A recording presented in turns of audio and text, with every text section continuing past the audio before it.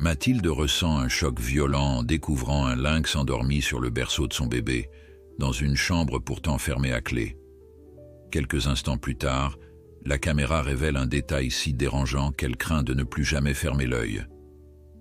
Avant de continuer, n'oubliez pas de vous abonner à la chaîne, d'aimer la vidéo et de dire en commentaire d'où dans le monde vous nous regardez. C'est parti.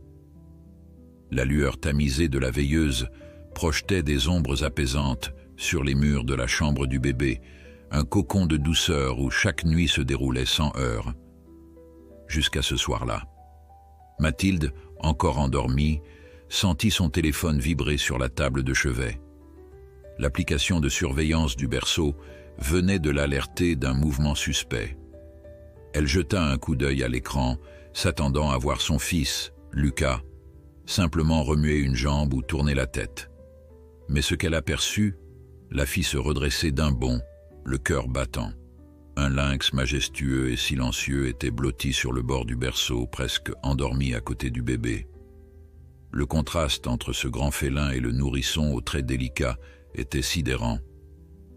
Comment un tel animal avait-il pu entrer dans cette maison pourtant fermée à clé? Et surtout, pourquoi restait-il immobile, comme protecteur, plutôt que menaçant? Sous le choc, Mathilde secoua doucement son mari, Victor. La peur était évidente dans sa voix. « Il y a un lynx sur le berceau », bafouilla-t-elle, sans oser en dire davantage. Victor, incrédule, alluma précipitamment la lumière de la chambre conjugale et se rua vers la pièce voisine. Pourtant, dans le silence tendu du couloir, il réalisa qu'il n'entendait aucun miaulement, aucun bruit de lutte. Quand il poussa la porte de la chambre du bébé, il découvrit la même scène que sur l'écran du téléphone. Un lynx, posé à demi sur la couverture douillette, les yeux mi-clos tandis que Lucas dormait paisiblement sans protester le moins du monde. Pris d'une soudaine vague d'adrénaline, Victor se saisit de son fils d'un geste lent pour l'éloigner du félin. À sa grande stupeur, l'animal ne broncha pas et ne montra aucun signe d'agressivité. Tout juste ouvrit-il un œil, comme importuné par la lumière qui venait de s'allumer, avant de se recroqueviller dans le berceau vide, l'air étrangement familier des lieux. Avant d'aller plus loin dans cette histoire, prenez une seconde pour rester avec nous jusqu'au bout. Ce récit va vous surprendre et si vous appréciez nos contenus, n'hésitez pas à liker cette vidéo et à vous abonner pour ne rien manquer de nos prochaines histoires. Chaque partage et chaque commentaire nous aide à continuer de vous offrir des récits captivants. Maintenant, revenons à la scène incroyable qui se jouait sous les yeux de ce couple désemparé. Mathilde, après avoir récupéré Lucas, s'était éloignée pour rejoindre Victor dans le couloir. Tous deux fixaient la porte de la chambre, comme s'ils s'attendaient à ce que la créature bondisse à leur trousse d'une seconde à l'autre. Leur fils reposait contre l'épaule de sa mère, ronronnant presque de satisfaction, inconscient de la présence du félin. Victor se résolut enfin à composer le numéro d'un vétérinaire local, mais il n'était que 2 heures du matin, et la clinique de garde se trouvait à plusieurs dizaines de kilomètres. L'idée même qu'un lynx sauvage ait pu franchir toutes les barrières de la maison sans se faire remarquer semblait absurde. Le couple habitait pourtant dans une zone semi-rurale, bordée de bois, mais les fenêtres étaient hermétiquement fermées et personne n'avait entendu le moindre bruit de vitres brisées. « Tu crois qu'il est blessé ?» murmura Mathilde, la voix tremblante. Victor haussa les épaules. « Je n'en sais rien. Il a l'air épuisé plutôt que dangereux. » Les minutes passaient et le lynx ne bougeait toujours pas. Étrangement, il paraissait à la fois calme et déterminé à rester sur place, comme si le berceau était devenu son refuge. Finalement, Victor décida d'aller chercher une cage de transport qu'il utilisait autrefois pour leur chat, espérant y faire entrer le lynx sans drame. Mathilde, de son côté, contacta les pompiers, qui assurèrent qu'ils allaient envoyer une équipe spécialisée en capture d'animaux sauvages, mais la route jusqu'à leur maison isolé au bout d'un chemin forestier, prendrait un certain temps, surtout à cette heure. En attendant, le couple prit de nouvelles photos et vidéos. Il fallait bien comprendre comment un tel phénomène avait pu se produire. En vérifiant les images de la caméra installée dans la pièce, Mathilde remarqua quelque chose de particulièrement troublant. On voyait très clairement le moment où le lynx apparaissait, surgissant d'un coin de l'écran, sans qu'aucune porte ne s'ouvre, ni qu'aucune fenêtre ne bouge. On aurait dit qu'il venait de nulle part, comme une ombre surgie du mur lui-même. Le félin se hissa gracieusement sur le rebord du berceau, observa longuement Lucas, puis se coucha avec la précaution d'une mère veillant sur son petit. À aucun moment il n'adopta un comportement agressif. Un détail curieux retint particulièrement l'attention de Mathilde. La pendule murale affichait 2 heures précises, mais l'image parut se figer comme si le temps avait suspendu son cours. Puis, quelques secondes plus tard, tout reprit son rythme normal et le lynx était déjà installé, presque invisible dans l'obscurité. Le cœur de Mathilde se serra. Elle craignait que le stress ne lui joue des tours et que sa mémoire se brouille. Pourtant, la vidéo était là, indéniable. Elle la montra à Victor qui, lui non plus, ne put trouver la moindre explication rationnelle à cette apparition. « C'est comme si… » commença Victor sans finir sa phrase. Les mots manquaient pour décrire cette sensation de rupture. N'importe quel animal sauvage, à plus forte raison un lynx, aurait fui à la vue d'un être humain ou se serait débattu au moindre cri du bébé. Mais là, non. Mathilde posa une main tremblante sur le bras de son mari. « Tu penses qu'il s'agit d'un lynx échappé d'un refuge ou d'un animal domestiqué ?» Victor secoua la tête. « Ça n'explique pas cette entrée. On aurait entendu du bruit ou on aurait retrouvé des traces de griffes. Il y a vraiment quelque chose d'étrange. » Quelques minutes plus tard, un coup de klaxon se fit entendre dans la cour. C'était Élise, la voisine qui, alertée par un message paniqué de Mathilde, accourait pour aider. Elle pénétra dans la maison, un manteau épais sur le dos, et examina à son tour les vidéos. Sans être une experte en zoologie, elle travaillait comme assistante dans une clinique vétérinaire.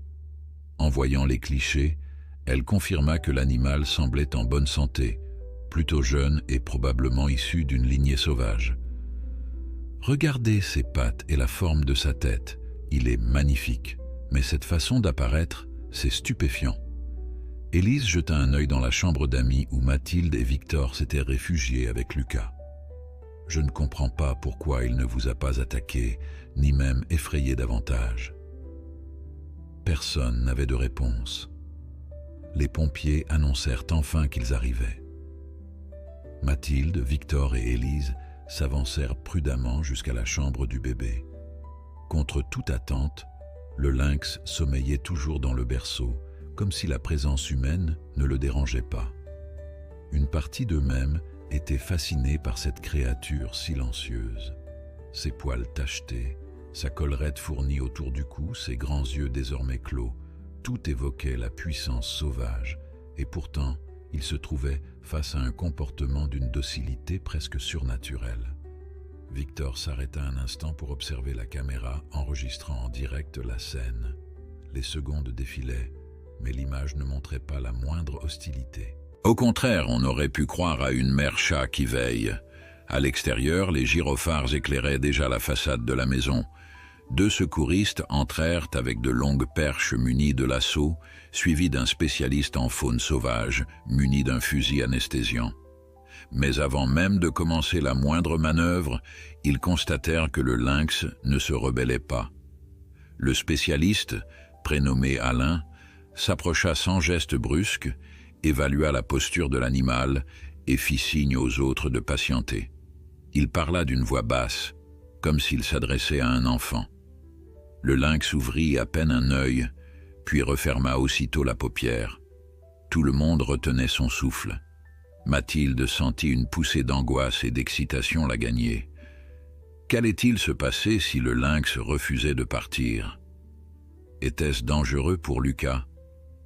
Et surtout, Comment expliquer cette attitude si paisible? L'air était lourd de questions restées sans réponse. Personne ne le savait encore. Mais la vidéo de ce félin endormi près du bébé n'était que le début d'une série de découvertes plus troublantes encore. L'explication de cette apparition allait défier la logique de chacun, poussant la famille et les autorités à s'interroger sur des phénomènes qu'on ne s'attend pas à rencontrer dans la quiétude d'une chambre d'enfant. Alors que l'équipe de sauvetage se préparait à anesthésier le lynx pour l'extraire sans risque, un détail révélé par la caméra allait tout faire basculer.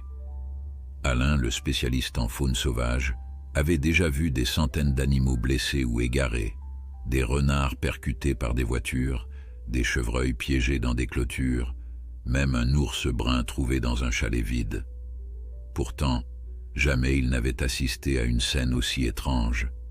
La chambre d'enfant baignait dans une clarté artificielle, projetant sur le mur l'ombre immobile d'un lynx endormi, lové contre les barreaux du berceau.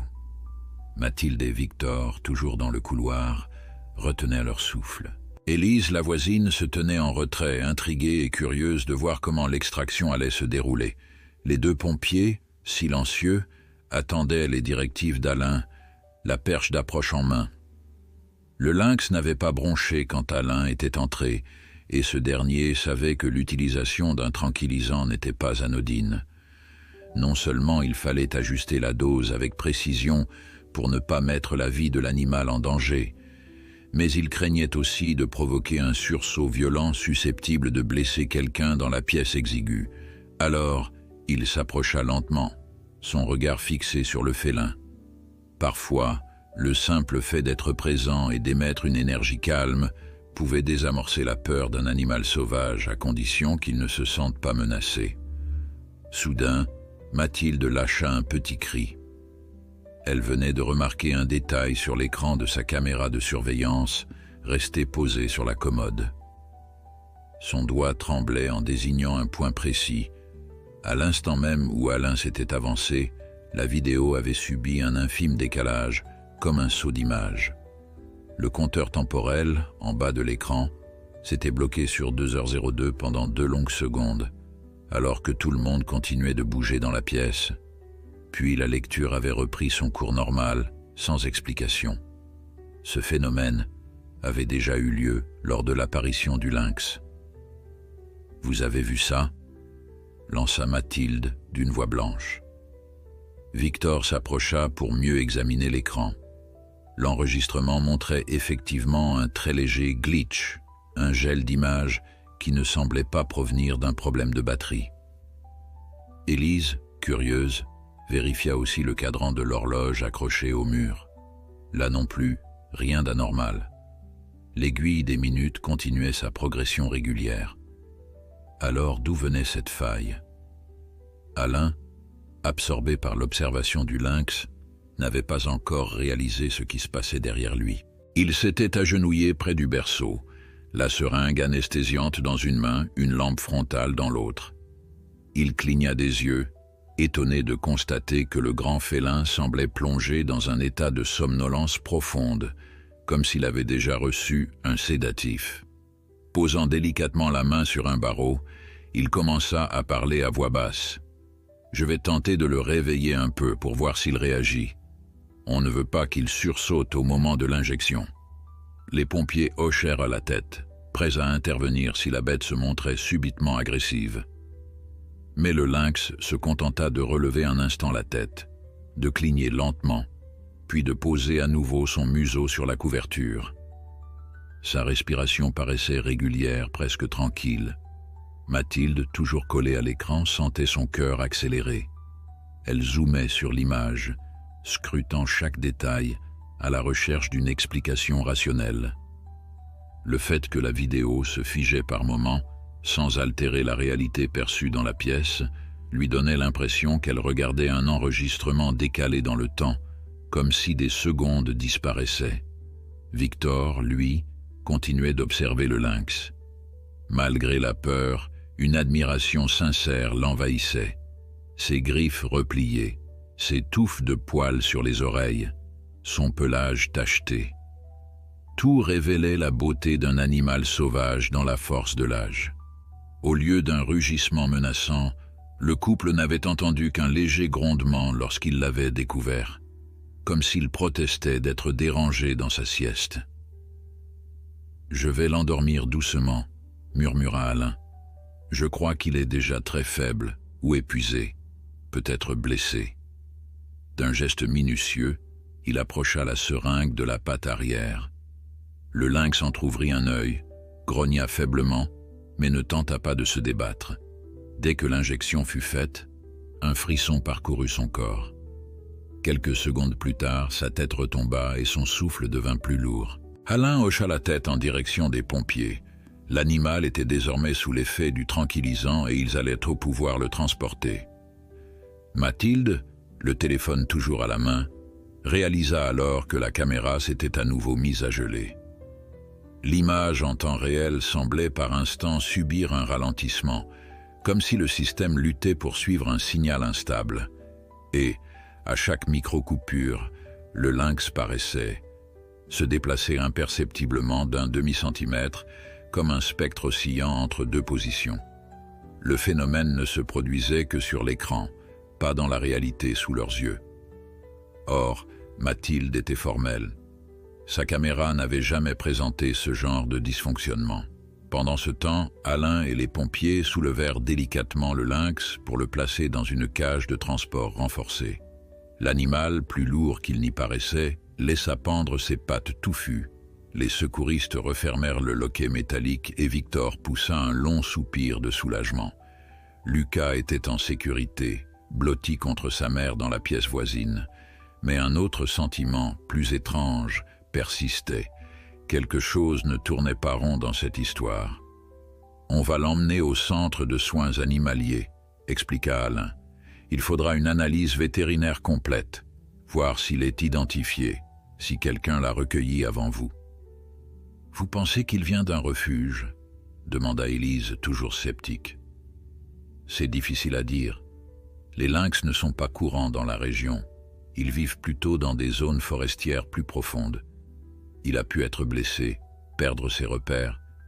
Mais pour entrer dans cette maison, sans rien casser, c'est très singulier. » Mathilde, qui reprenait peu à peu ses esprits, montra à Alain les enregistrements de la caméra, espérant obtenir son avis de professionnel. À mesure que la vidéo défilait, un léger rictus se dessina sur les lèvres du spécialiste, trahissant sa perplexité. Il reprit la tablette dans ses mains, repassa plusieurs fois la séquence montrant l'arrivée du lynx. Il confirma la présence de ces étranges micro-coupures. « Pour être honnête, je n'ai jamais vu ça. Les caméras de surveillance domestique peuvent buguer, mais un phénomène aussi ciblé, c'est rare. Comme si l'animal lui-même générait une interférence. » Un silence s'abattit dans la chambre, seulement troublé par le grésillement des talkies-walkies des pompiers. L'un d'eux signala au camion qu'il s'apprêtait à partir. Déjà, les gyrophares à l'extérieur s'éteignaient un à un, et la nuit reprenait ses droits.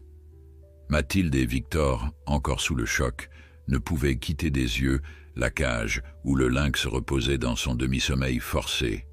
« On vous tiendra au courant dès qu'on aura plus d'infos, » promit Alain. « Mais prenez garde, si jamais vous remarquez la moindre anomalie, recontactez-nous. » « Quelle sorte d'anomalie ?»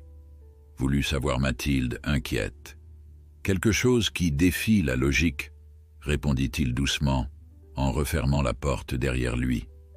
Sur ces mots, l'équipe emporta la cage. Peu à peu, la maison retrouva son calme habituel, à l'exception du tic-tac régulier de l'horloge. Alors qu'Élise décidait de rester dormir dans le salon pour les rassurer, Victor s'avança vers la chambre pour constater les dégâts. Le berceau était intact, à peine éraflé par quelques griffures superficielles. Pourtant, quand il voulut relever la couverture, il remarqua une trace sombre, comme une empreinte de patte laissée par le lynx. Le contour était net, presque parfait, mais la matière ressemblait à de la suie ou de la cendre. Il fronça les sourcils, essaya de l'essuyer du bout du doigt. La substance s'éparpilla en un nuage évanescent avant de disparaître entièrement. « Mathilde !» appela-t-il d'une voix blanche.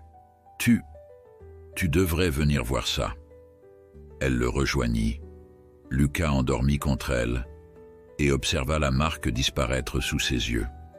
Une sensation de malaise l'envahit, car si l'animal avait laissé cette empreinte, pourquoi était-elle composée de poussière? Le mystère ne faisait que commencer. Au petit matin, la maison était baignée par une lumière pâle. Mathilde et Victor n'avaient presque pas fermé l'œil de la nuit. Malgré l'épuisement, ils s'étaient relevés avant l'aube pour vérifier que plus rien d'anormal ne se trouvait dans la chambre du bébé. Chaque pas dans le couloir résonnait étrangement, comme si les murs gardèrent la mémoire de l'apparition nocturne.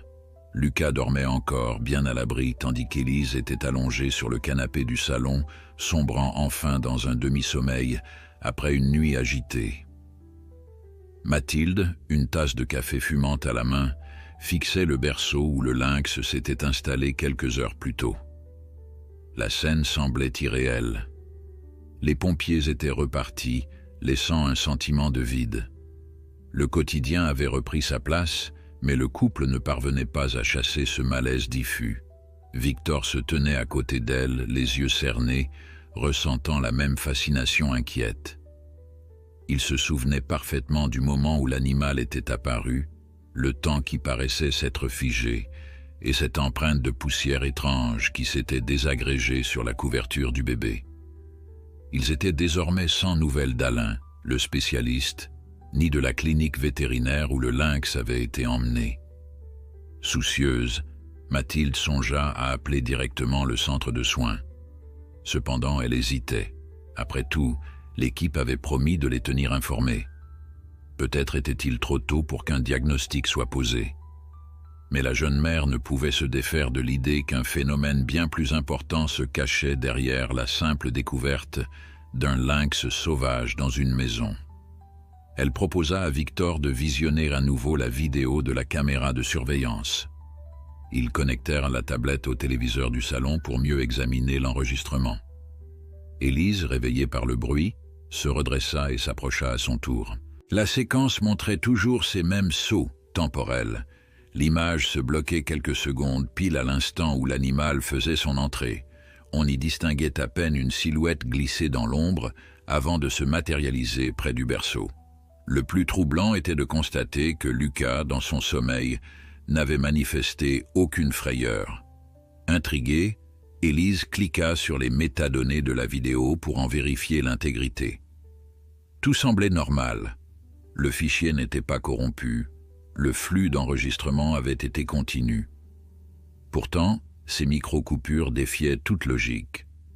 Elles se répétaient ensuite à 3 reprises, lorsque Mathilde et Victor avaient découvert la scène, puis au moment où Alain était entré, et enfin juste avant que le lynx ne soit anesthésié. À chaque fois, le compteur temporel bloquait sur la minute exacte, comme si la réalité s'immobilisait brièvement en arrière-plan, malgré le déroulement visible des événements. « Et si c'était un simple bug ?» proposa Élise pour tenter de rassurer tout le monde. « Des caméras connectées qui déraillent, ça arrive. »« Peut-être, » répondit Mathilde sans grande conviction, « mais pourquoi pile à ces instants critiques? Et cette empreinte de suie ?» Victor détourna un instant le regard de l'écran pour se rappeler la sensation qu'il avait eue en entrant dans la pièce. Un courant d'air glacé avait parcouru l'atmosphère, comme si une brèche s'était ouverte dans la maison. Il avait immédiatement pensé à un courant d'air dû à une fenêtre mal fermée, mais tout était resté hermétique. Malgré le chauffage, la chambre semblait plus froide qu'ailleurs, un froid dont la source demeurait un mystère. C'est alors que le téléphone de Mathilde sonna. Le numéro affiché était inconnu, mais elle devina sans mal l'origine de l'appel. Elle décrocha d'une voix fébrile.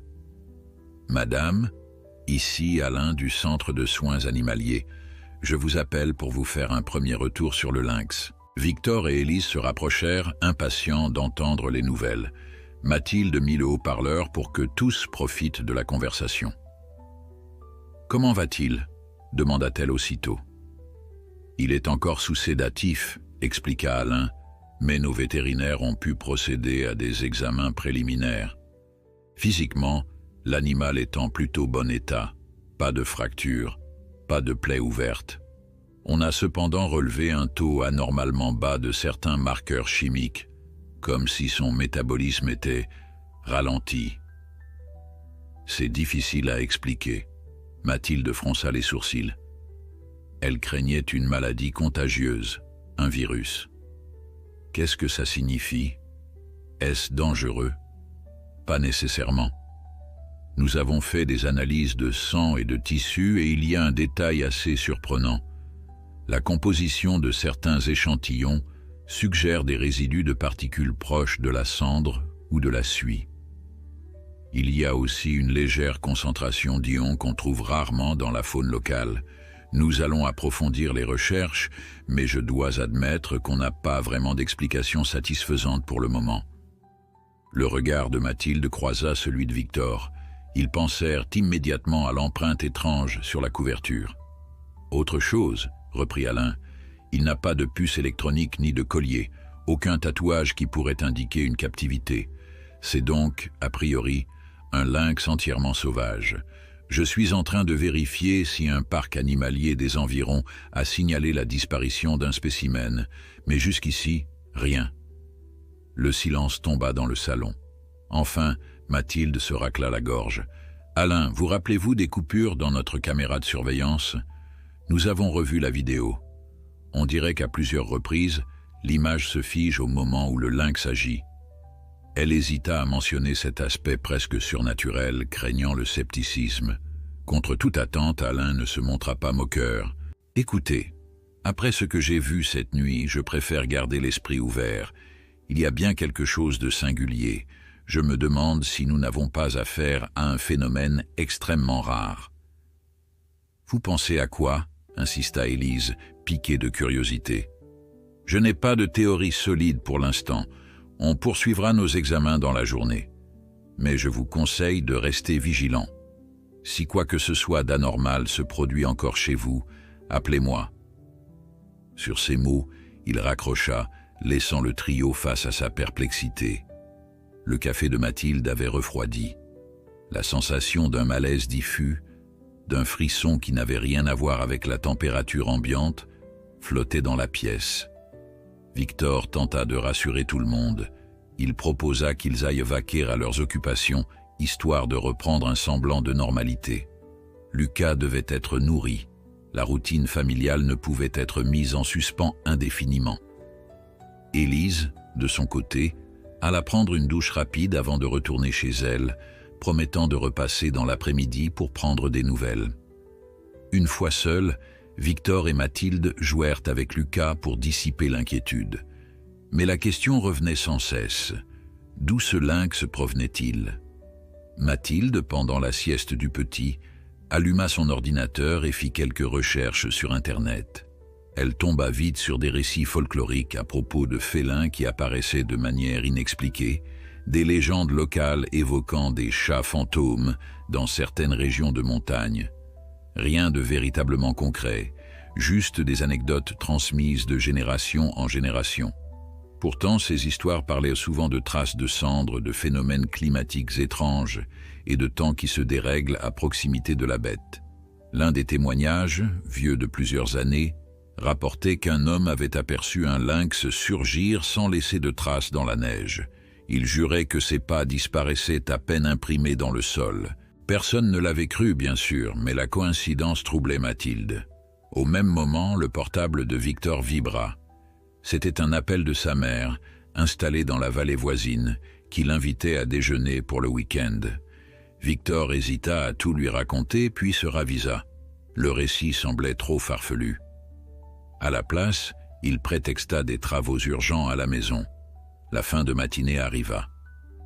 Sur le lit, Lucas gazouillait joyeusement, ses bras potelés s'agitant dans tous les sens, comme s'il était l'enfant le plus insouciant du monde.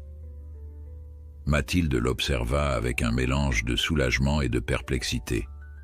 Comment un bébé si paisible avait-il pu dormir au contact d'un lynx sans même pleurer? Rien que de l'imaginer lui donnait des frissons. Quand le téléphone sonna de nouveau, elle sursauta, s'attendant à entendre la voix d'Alain. Mais il s'agissait d'un numéro masqué. À contre-cœur, elle décrocha.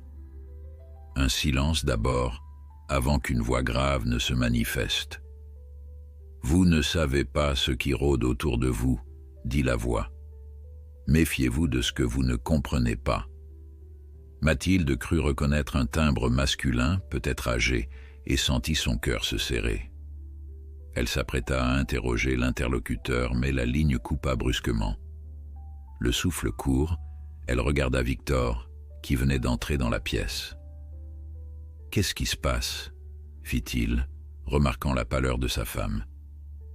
« Quelqu'un vient de me dire que nous ne savions pas ce qui rôde autour de nous. » La maison, pourtant si familière, sembla aussitôt plus menaçante.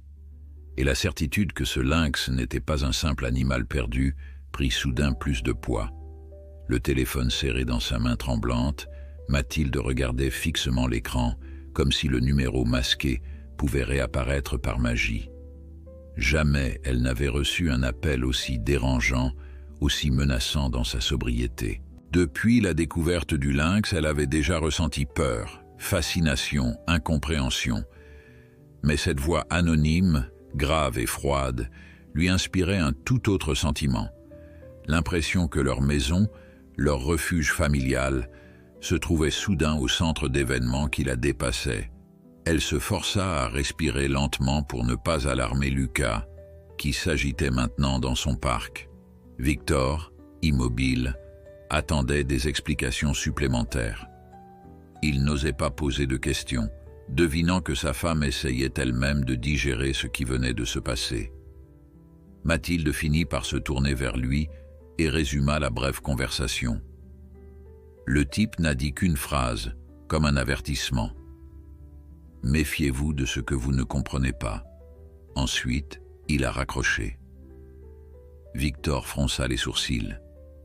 Qui, hormis Alain et les pompiers, était au courant de l'intrusion du lynx?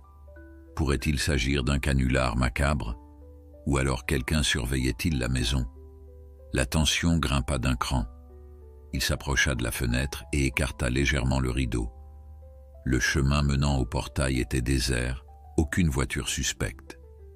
L'extérieur, baigné de la clarté matinale, avait retrouvé son calme. Pourtant, l'angoisse persistait.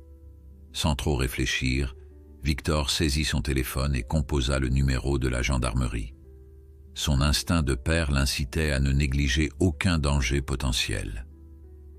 Une fois la communication établie, il expliqua brièvement la situation. L'intrusion nocturne d'un lynx, l'appel anonyme, le sentiment de menace. À l'autre bout du fil, l'agent parut dubitatif. Il indiqua qu'un signalement pouvait être enregistré, mais souligna qu'il n'y avait guère de mesures concrètes à prendre en l'absence de preuves d'effraction ou de violence. Il proposa néanmoins de dépêcher une patrouille dans la journée pour vérifier les environs. Victor accepta, espérant que cela suffirait à les rassurer.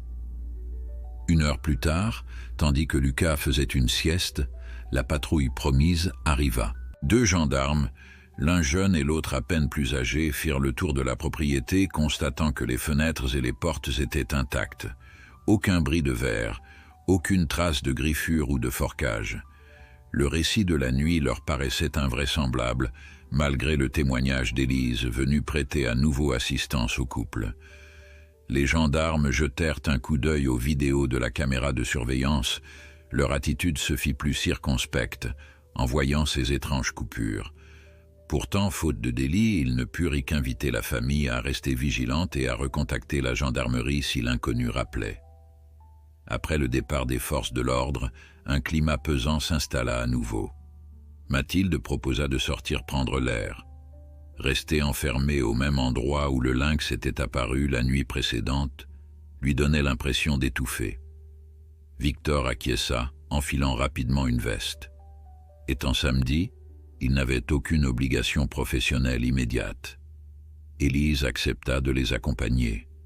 Ils s'installèrent dans la voiture, Lucas solidement attaché dans son siège bébé. La route traversait les champs, puis longeait une zone boisée, cette même forêt qui semblait s'étendre à perte de vue derrière leur maison. En temps normal, ce paysage les rassurait par son côté paisible. Mais aujourd'hui, c'était comme si chaque arbre recélait un secret. Après une vingtaine de minutes, ils atteignirent un petit café situé à l'orée du village. L'ambiance y était chaleureuse, propice à calmer un peu leurs nerfs. Le propriétaire, un homme d'une cinquantaine d'années nommé Gérard, les accueillit avec un sourire poli. Mathilde, encore sous tension, commanda un chocolat chaud pour se réconforter. Victor et Élise optèrent pour des boissons plus fortes. Un double expresso pour lui, un thé noir corsé pour elle. Lucas, réveillé, agitait joyeusement ses petites mains, comme ignorant tout du tumulte qui entourait sa famille. Au fil de la conversation, Élise proposa d'évoquer les légendes et histoires locales pour voir si une quelconque anecdote pourrait expliquer l'étrangeté du lynx. Gérard, qui écoutait d'une oreille discrète, se permit d'intervenir.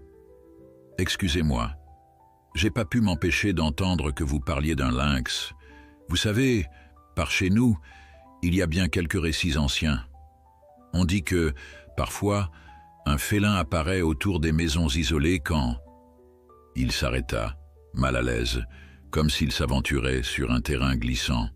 « Bon, c'est de la superstition, mais certains croient que ces bêtes sont liées à des esprits.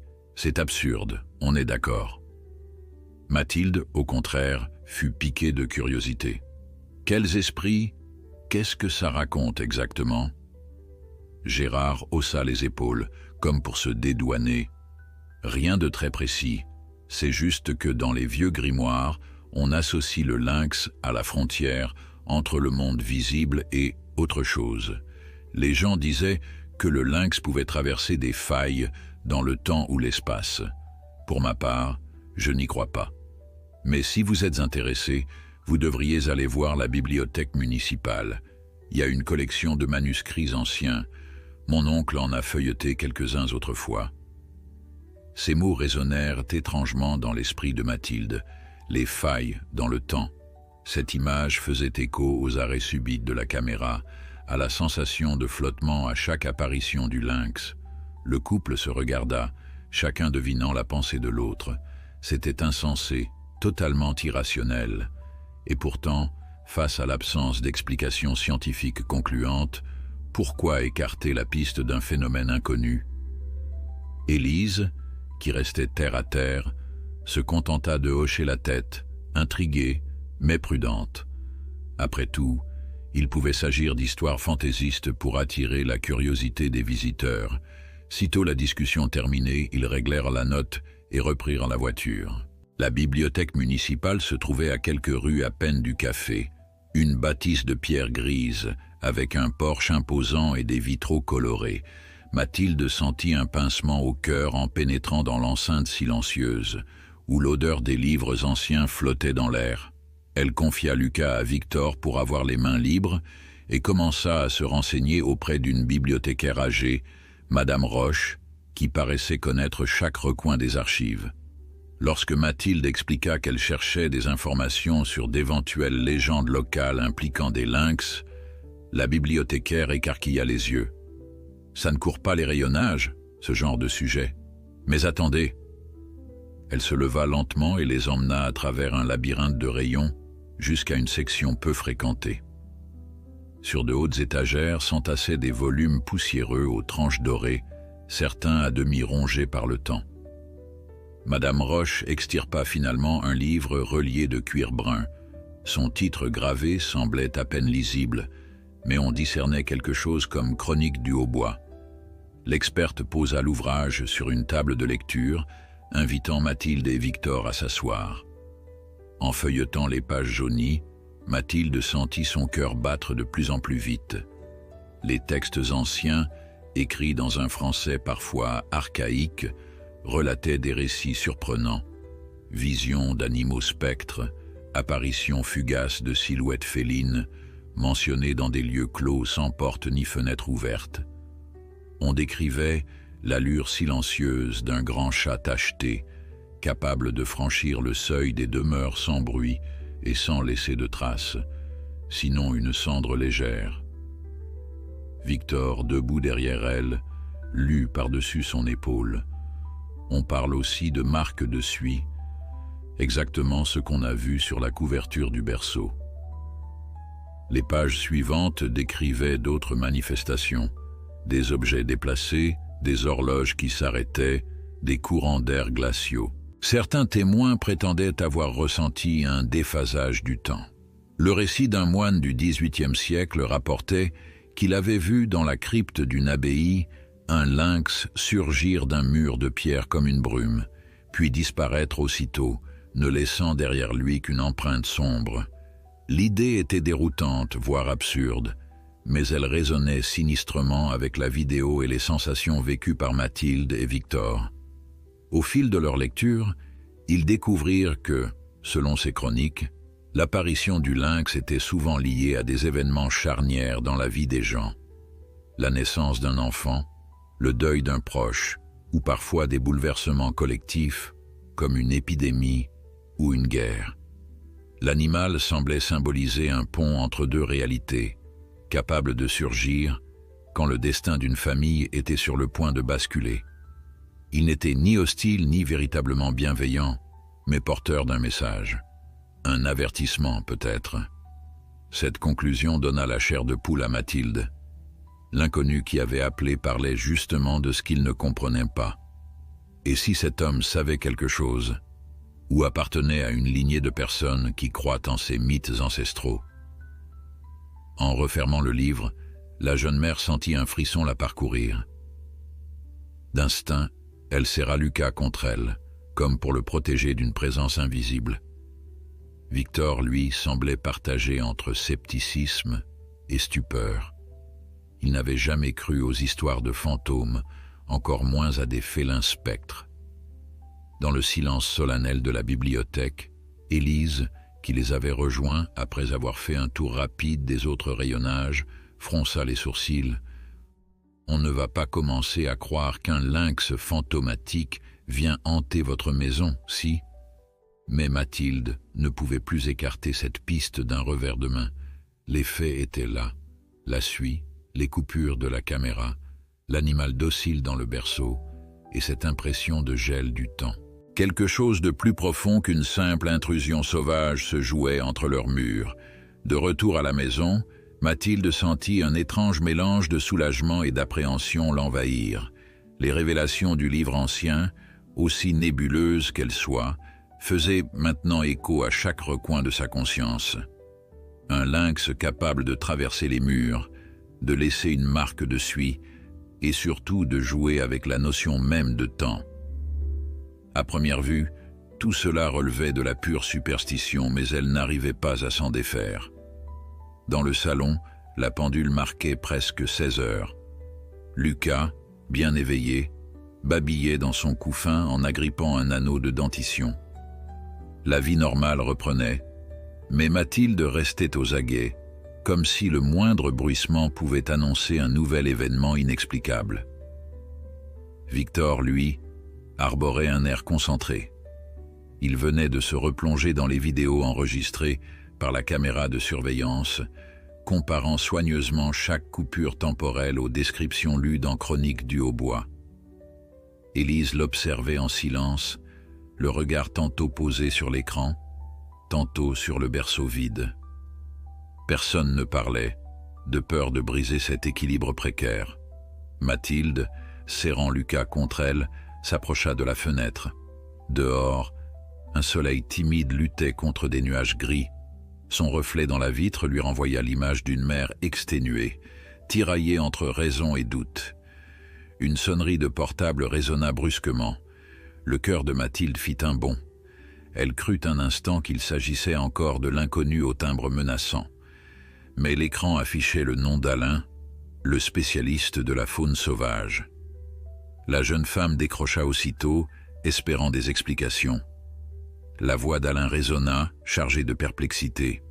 « Désolé de vous appeler à cette heure, mais j'ai quelques nouvelles et des questions. » Mathilde s'aperçut que Victor et Élise s'étaient rapprochés pour écouter. On vous écoute, répondit-elle. Qu'est-ce que vous avez découvert? Alain marqua une légère pause, comme pour choisir ses mots.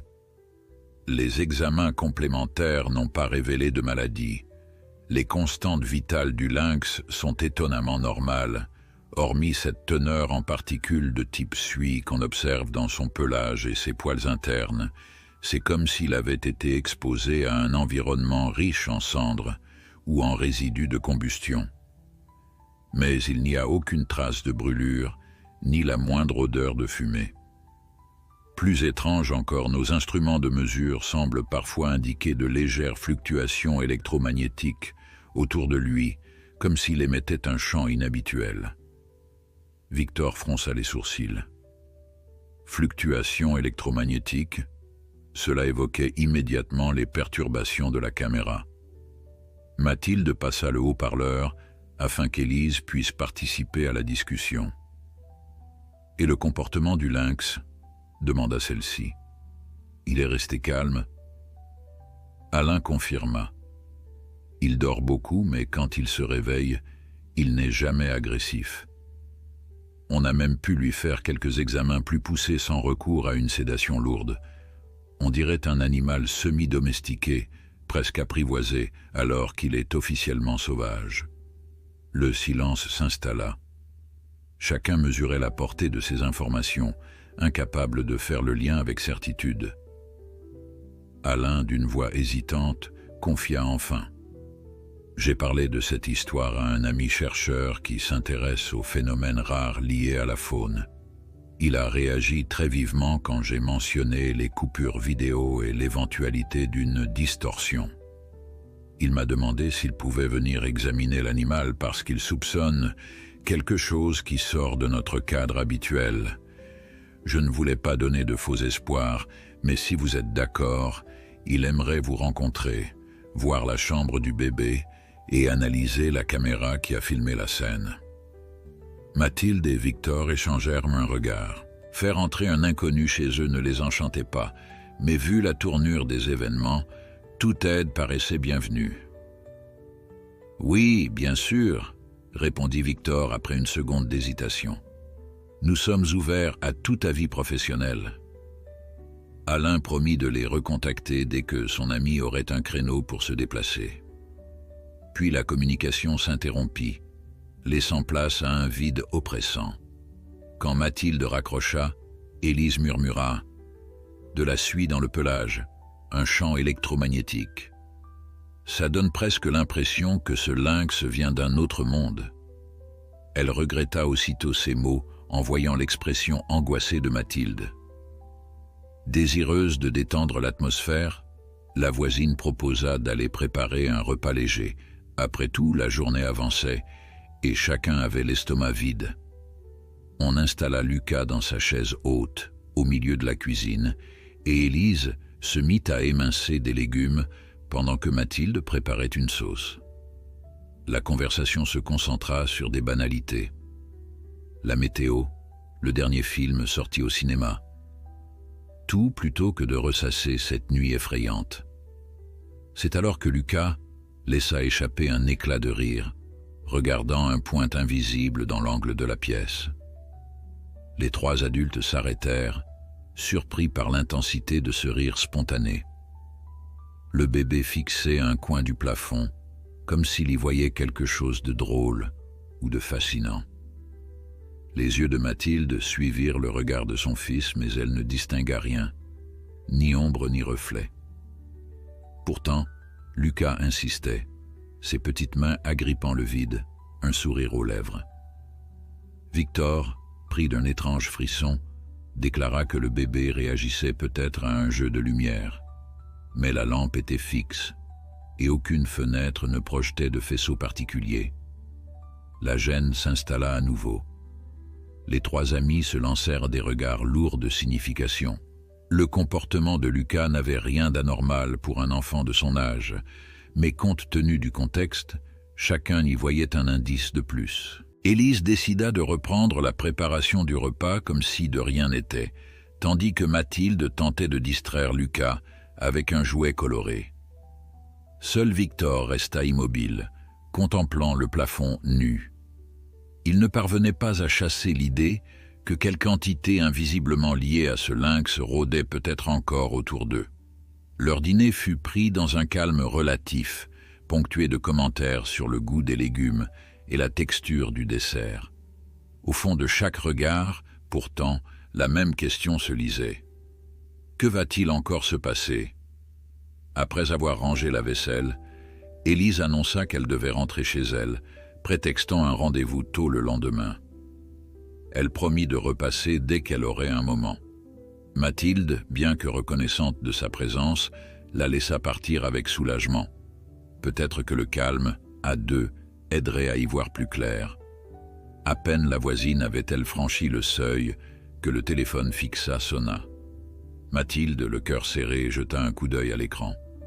Aucun numéro. De nouveau, un appel masqué. Elle hésita, la main moite, puis décrocha. Le même silence pesant avant que la voix grave ne parle. Vous êtes allé trop loin.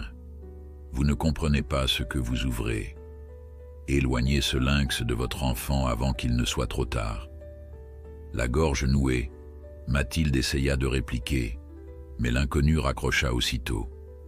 Cette fois, Victor n'attendit pas. Il prit le téléphone de sa femme, composa le numéro des gendarmes pour signaler l'appel. On lui répondit qu'une équipe passerait dès que possible, mais qu'aucune menace précise ne justifiait une intervention immédiate. La frustration gagna Victor, qui raccrocha en serrant les dents. Ils avaient un bébé à protéger, et un inconnu leur intimait de se méfier. Pourquoi la police semblait-elle si peu concernée? À l'étage, Lucas se mit à pleurer, comme si l'angoisse ambiante le gagnait. Mathilde s'empressa de monter pour le prendre dans ses bras. Dans la chambre, la nuit commençait à poser ses voiles, teintant la pièce d'ombre mouvante. Les souvenirs de l'apparition du lynx lui revinrent en mémoire. La silhouette féline, la sensation de froid, le temps qui se figeait. Elle cala doucement Lucas contre elle, murmurant des mots apaisants. L'enfant cessa vite de pleurer, comme apaisé par la présence de sa mère. Au rez-de-chaussée, Victor inspectait fenêtres et portes, vérifiant que tout était bien verrouillé.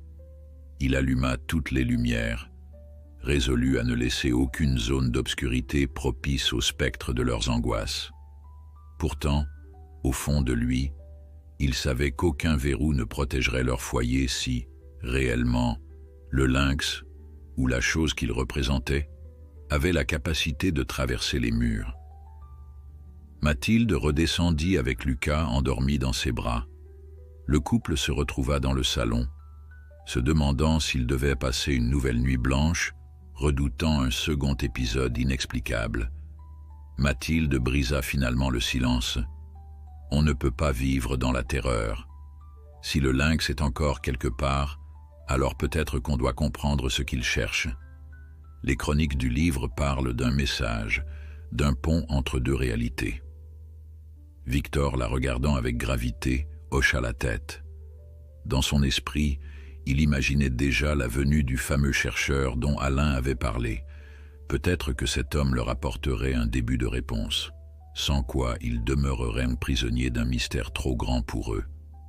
La nuit qui suivit fut un étrange mélange de vigilance et de fatigue extrême.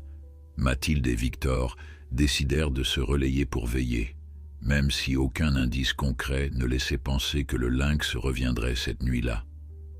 Dans la chambre, Lucas dormait à poing fermé, insensible aux angoisses de ses parents.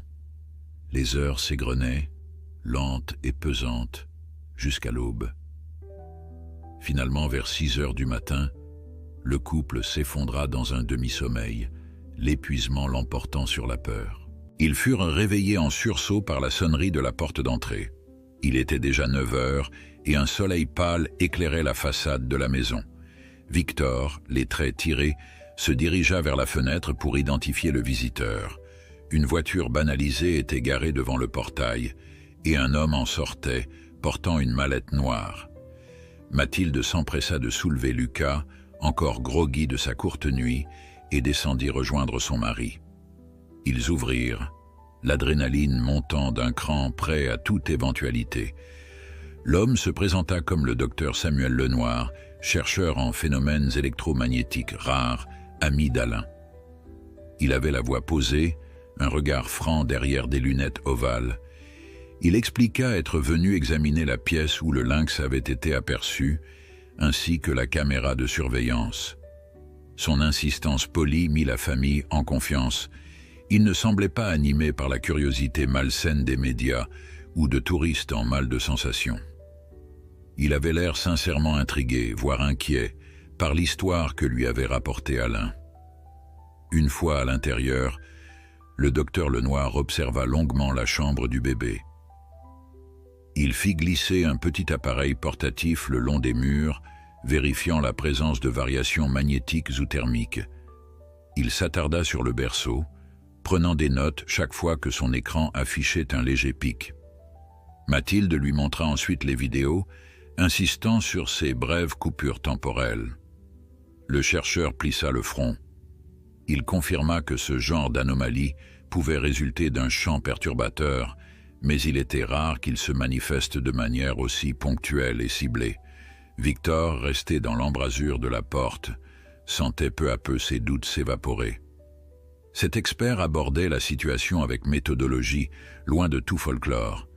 Il releva quand même les incohérences. « Docteur, vous croyez vraiment qu'un simple champ magnétique suffirait à expliquer l'impression que le temps se fige ?» Lenoir secoua la tête. « Non, pas simple. Il faudrait un phénomène exceptionnel. Il existe des zones telluriques où l'on observe des bizarreries, mais rien de prouvé à ce niveau-là.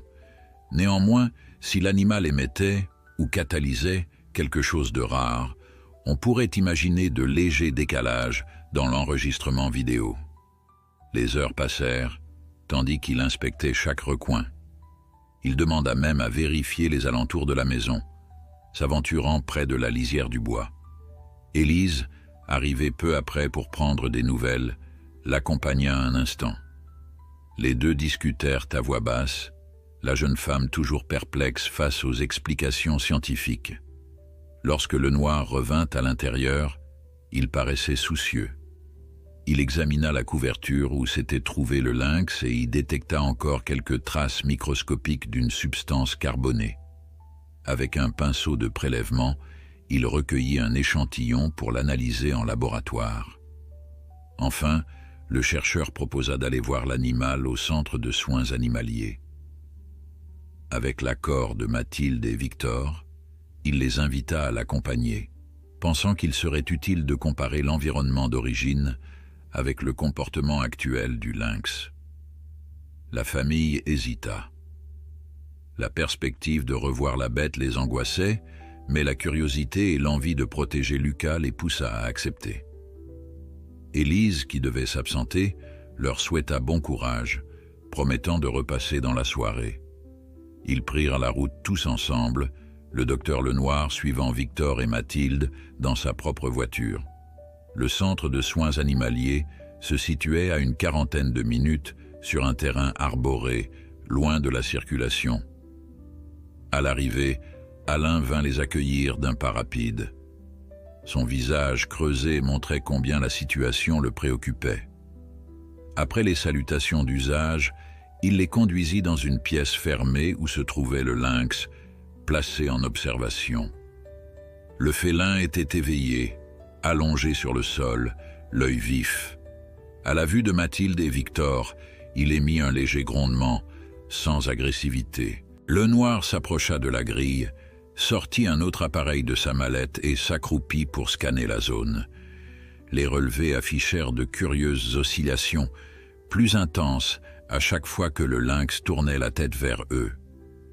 Alain prit alors la parole, expliquant que le comportement de l'animal restait docile.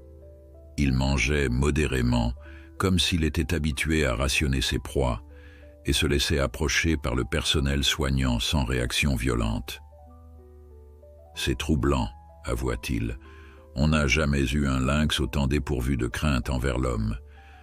On dirait qu'il ne se sent pas vraiment d'ici. » Lenoir, les sourcils froncés, précisa qu'il n'existait aucune preuve qu'un lynx puisse se déplacer en franchissant les murs ou en figeant le temps, mais il n'excluait pas un phénomène physique qu'on maîtrisait mal. Les champs quantiques, les anomalies spatio-temporelles, tout cela relève de la science de pointe, pas du surnaturel, dit-il doucement. Parfois, la nature nous réserve des singularités que nous avons du mal à saisir. Mathilde, tenant Lucas dans ses bras, contempla l'animal de l'autre côté des barreaux. Elle se rappela la quiétude presque tendre avec laquelle il s'était allongé près du bébé. Au lieu de s'alarmer, Lucas avait poursuivi son sommeil, comme s'il n'existait aucun danger. Une question lui vint alors à l'esprit, qu'elle formula tout haut. Et si ce lynx n'était pas venu pour nous attaquer, mais pour nous prévenir de quelque chose? Un silence accueillit cette suggestion avant qu'Alain ne hausse les épaules. On ne peut pas raisonner en termes d'intention chez un animal sauvage, mais il est vrai que ce comportement n'est pas naturel. Le noir, pensif, se contenta de secouer la tête, laissant entendre qu'il ne souhaitait pas spéculer sur cet aspect. Pourtant, alors qu'il restait planté devant la cage, le lynx se leva avec une lenteur majestueuse. Il avança vers la grille et fixa Mathilde de ses iris dorés. Un frisson la parcourut. Dans ce regard, elle crut lire une sorte de reconnaissance, voire de familiarité. Se pourrait-il qu'il ait vu en Lucas quelque chose qui le retenait? Une odeur, un souvenir. Elle n'avait aucune certitude, mais ce tête-à-tête silencieux la troubla profondément. Après plusieurs minutes d'observation et de relevés, le docteur Lenoir proposa de repasser dans un jour ou deux pour analyser les données. Il confia qu'il ferait de son mieux pour déterminer si le lynx émettait un champ électromagnétique spécifique ou s'il s'agissait d'une autre explication liée à un traumatisme neurologique. Avant qu'il ne parte, Alain prit Mathilde à part pour lui glisser quelques mots. « Faites attention à vous et à Lucas. Je ne crois pas que ce lynx vous veuille du mal, mais je sens que cette affaire est loin d'être résolue. » Sur le chemin du retour, Mathilde et Victor demeurèrent silencieux, chacun plongé dans ses réflexions. L'enfant, lui, s'était endormi dans son siège, la tête inclinée de côté. En contemplant la route défiler, Mathilde se rappela la voix anonyme au téléphone. « Éloignez ce lynx de votre enfant avant qu'il ne soit trop tard. » Un mauvais pressentiment grandissait en elle. Et si la présence du félin n'était qu'un signe avant-coureur d'un événement plus sombre? Ou si, au contraire, c'était le lynx qui les protégeait contre une menace qu'ils ne soupçonnaient pas? Arrivés à la maison, ils constatèrent que la boîte aux lettres contenait une enveloppe grise, sans nom d'expéditeur. À l'intérieur se trouvait une simple feuille de papier portant ces mots manuscrits. « Vous n'avez pas idée de ce que vous réveillez. » L'enveloppe grise à la main, Mathilde sentait son cœur s'emballer. Encore un message énigmatique, sans signature, ni autre indice permettant d'en identifier l'auteur. Victor s'empara du papier, lut la phrase à voix haute. « Vous n'avez pas idée de ce que vous réveillez. » Les mots résonnèrent sinistrement dans le silence de l'entrée comme une menace suspendue. Lucas, dans sa poussette, s'agita en émettant un petit gémissement, troublant l'atmosphère lugubre qui imprégnait la maison. Mathilde se ressaisit aussitôt, referma la porte derrière eux et poussa la poussette jusque dans le salon. La tension était palpable. Par réflexe, Victor partit vérifier que toutes les fenêtres étaient bien fermées et que l'alarme de la maison était active. Mathilde, de son côté, s'installa sur le canapé avec Lucas, contemplant l'enveloppe posée sur la table basse, comme si elle détenait la clé d'un mystère insondable. 2 messages anonymes par téléphone, une lettre manuscrite. Cela n'avait plus rien d'un simple hasard. Était-ce lié à l'apparition du lynx? À ces rumeurs sur des failles spatio-temporelles? Ou y avait-il derrière tout ça un individu mal intentionné qui les prenait pour cible? En repensant aux mots du docteur Lenoir et à la fascination qu'éprouvait le lynx envers Lucas, Une hypothèse soudaine traversa l'esprit de Mathilde. Et si l'enfant lui-même était au centre de tout ça? Dans les chroniques qu'ils avaient lues à la bibliothèque, il était souvent question d'un chamboulement dans la vie familiale. Or, Lucas, avec sa naissance récente, incarnait justement un tel changement. Peut-être l'animal se manifestait-il pour un but précis, inconnu, que les avertissements anonymes souhaitaient empêcher. Quand Victor revint dans le salon, il trouva sa femme pensive. Avant qu'il ne puisse dire quoi que ce soit, on frappa à la porte. Le couple sursauta, l'émotion encore à fleur de peau. Victor ouvrit prudemment. Sur le seuil se tenait un gendarme en uniforme, accompagné d'un collègue en civil. « Excusez-nous de débarquer à l'improviste, » dit l'agent, « mais on a reçu un nouvel appel vous concernant. » Mathilde s'approcha, le bébé contre elle. « Quel genre d'appel ?» fit-elle, déjà sur la défensive. Le gendarme échangea un regard avec son collègue avant de poursuivre. « Quelqu'un nous a signalé que vous meniez des recherches dangereuses en lien avec un animal sauvage et que votre enfant pourrait être exposé à un risque. Bien sûr, on sait déjà pour le lynx, mais on a jugé bon de vérifier si tout allait bien. » Victor serra les poings, exaspéré de constater que cette histoire s'ébruitait davantage, probablement à cause du mystérieux correspondant. Après une courte discussion, les gendarmes entrèrent pour constater par eux-mêmes que Lucas allait bien, qu'il n'y avait ni danger ni animal en liberté dans la maison. Ils prirent note de la lettre anonyme, la placèrent sous scellé, en promettant de transmettre l'information à leur service d'investigation. Quand ils repartirent, Mathilde sentit ses nerfs lâcher. Elle alla poser Lucas dans son parc, puis se laissa tomber à côté de Victor sur le canapé, les mains enfouies dans ses cheveux. « Je n'en peux plus », confessa-t-elle d'une voix brisée. « J'ai l'impression que quelque chose nous échappe, un engrenage qui s'est mis en marche, et nous sommes impuissants. » Victor lui enlaça l'épaule. Il ressentait la même peur, mêlée d'un désir protecteur envers sa famille. Il repensa alors aux paroles de Lenoir. Rien n'indique, d'un point de vue scientifique, que le lynx soit dangereux. Pourtant, les avertissements disaient le contraire, comme si une force invisible se manifestait autour de la bête ou à travers elle. « On pourrait s'éloigner un moment, » proposa-t-il. « Quitter la maison, aller chez ta sœur ou à l'hôtel, prendre du recul. » Mathilde acquiesça d'abord, puis se ravisa. Une intuition la retenait, un sentiment qu'abandonner les lieux ne ferait qu'empirer la situation. S'ils étaient réellement confrontés à un phénomène inhabituel, fuir n'effacerait pas le problème.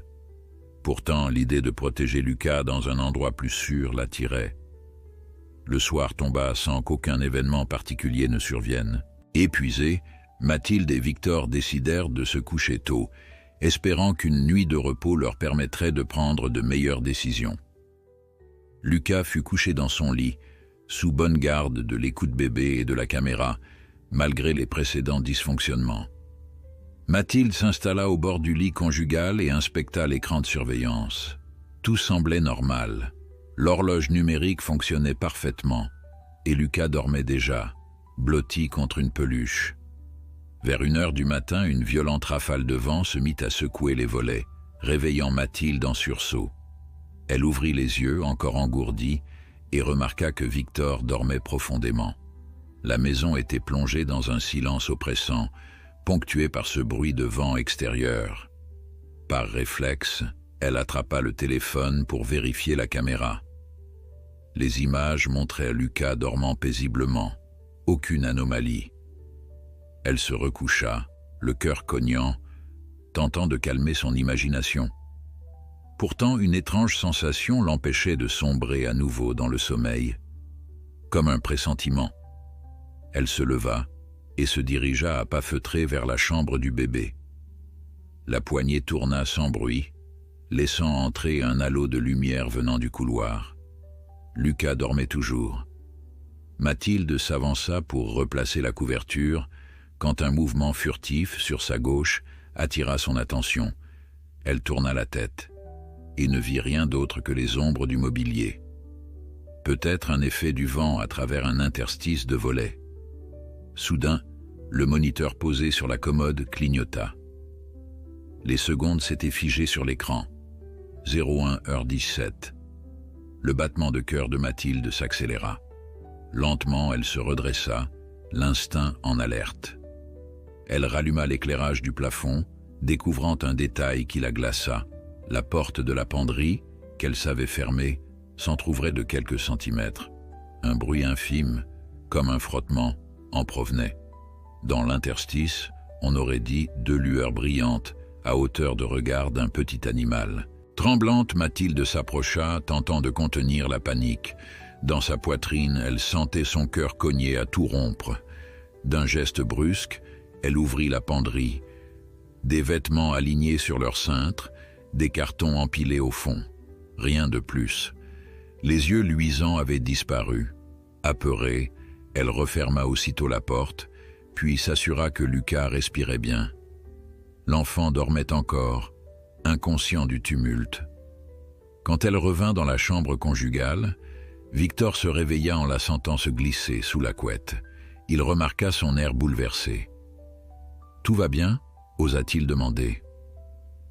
Mathilde secoua la tête, incapable de mettre des mots sur ce qu'elle venait de vivre.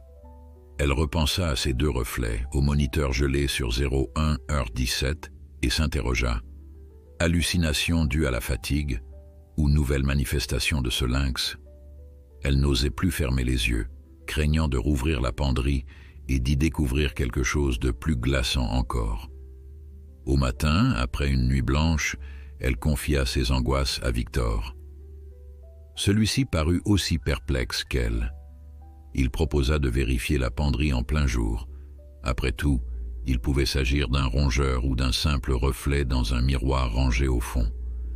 Ils vidèrent donc la penderie, soulevant chaque carton, examinant les recoins à la lampe torche. Rien n'indiquait le passage d'un animal. Aucun trou, aucune trace de griffure. Mathilde se sentait pourtant toujours oppressée. Elle montra à Victor l'enregistrement de la nuit sur la caméra. Le compteur affichait bien 01h17 pendant une bonne demi-minute, alors que l'image restait fixe avant de reprendre subitement. Aucune apparition n'était visible, si ce n'est son ombre à elle, penchée sur le lit de Lucas. Tout se passait comme si, dans cette portion de temps manquant, quelque chose avait tenté de se manifester ou de se dissimuler. Inquiets, ils contactèrent Alain et Lenoir pour leur faire part de l'incident. Le chercheur recommanda de conserver minutieusement chaque preuve, chaque enregistrement, et d'en noter le contexte exact. Si phénomène hors norme il y a, la rigueur est essentielle pour l'étudier, rappela-t-il.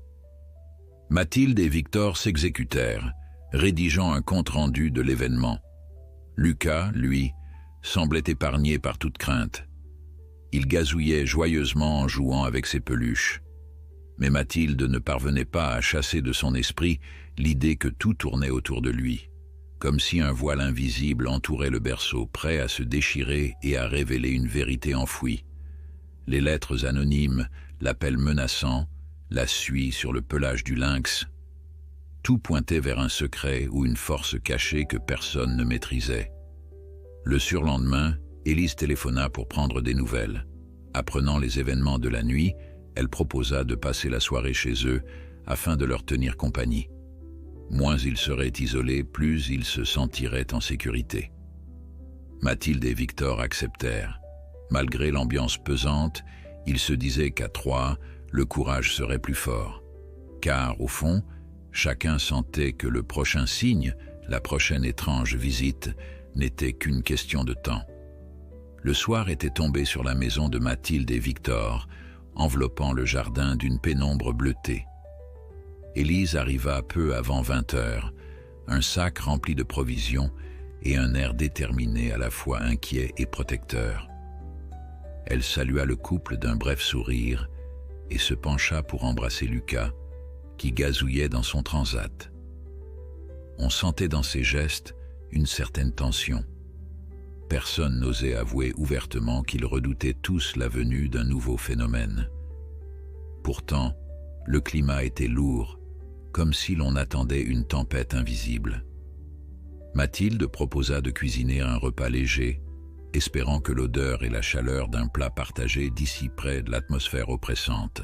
Elle s'activa dans la cuisine tandis qu'Élise l'aidait à découper des légumes. Victor, de son côté, surveillait du coin de l'œil l'application de la caméra, constamment branchée pour capter les moindres mouvements dans la chambre de Lucas. Le berceau restait vide. Le bébé, encore trop petit pour dormir seul toute la nuit, se trouvait dans un couffin mobile que Mathilde transportait de pièce en pièce. Elle ne souhaitait plus perdre Lucas de vue, tant les événements récents l'avaient rendue anxieuse. Au moment de se mettre à table, une légère coupure de courant éteignit brièvement la lumière et fit taire le réfrigérateur. Pendant 2 secondes, ils se retrouvèrent plongés dans le noir avant que tout ne se rallume. Sur le téléphone de Victor, l'application caméra montra un court écran noir. Aucun doute, la maison venait de subir une micro-coupure. Énervé, il lâcha. C'est sûrement ce fichu vent. Les lignes électriques sont anciennes par ici. Cependant, le regard qu'il échangea avec Mathilde trahissait une autre pensée. La crainte que ces micro-perturbations ne soient plus que de simples pannes.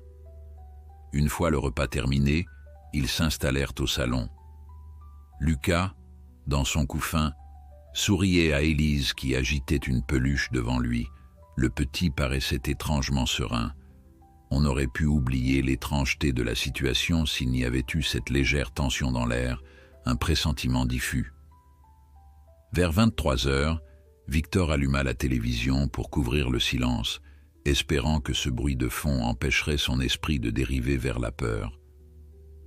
Un reportage sur la faune en montagne passa, et malgré la beauté des images, la seule évocation de lynx fit grimacer Mathilde qui demanda à changer de chaîne. Les heures défilèrent, minuit approchait. Élise proposa de jouer aux cartes pour s'occuper l'esprit. Personne n'avait vraiment envie de dormir, et la perspective d'une nuit blanche semblait moins angoissante s'ils restaient tous ensemble. Mathilde installa Lucas dans la chambre conjugale, juste à côté du lit, afin de le surveiller directement.